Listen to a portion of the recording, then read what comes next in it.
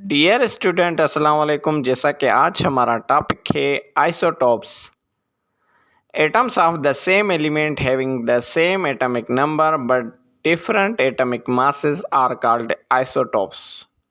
Element के atoms तो same होंगे, उनके एटॉमिक नंबर भी सेम होंगे, लेकिन एटॉमिक मास थोड़ा डिफरेंट होगा, तो उन एटम्स को हम आइसोटोप्स ऑफ एलिमेंट कहेंगे। फॉर एग्जांपल ऑक्सीजन के 3 एटम्स हैं, तीनों के एटॉमिक नंबर 8 है, लेकिन मास नंबर थोड़े डिफरेंट है। एक का 16 मास है, दूसरे का 17 है और तीसरे का 18 है।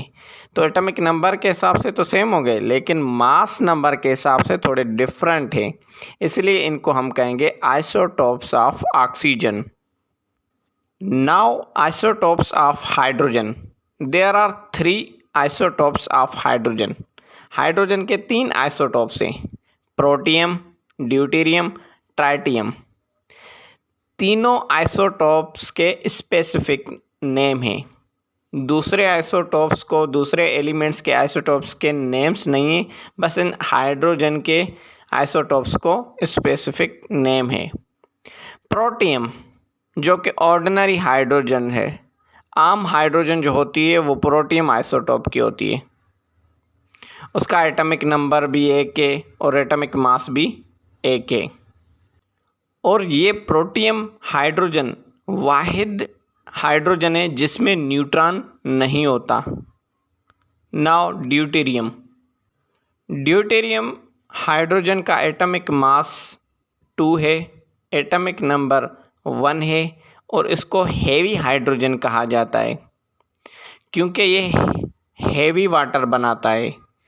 हेवी वाटर का मतलब क्या है कि वो आम वाटर से थोड़ा उसका मॉलिक्यूलर मास ज़्यादा होता है। जैसे आम वाटर का मॉलिक्यूलर फार्मूला 18 है और हेवी वाटर का D2O का 20 है, इसलिए हम इस वाटर को हम हेवी वाटर कहते हैं और इसी वजह से हम ड्यूटेरियम को हेवी हाइड्रोजन कहते हैं। Now tritium.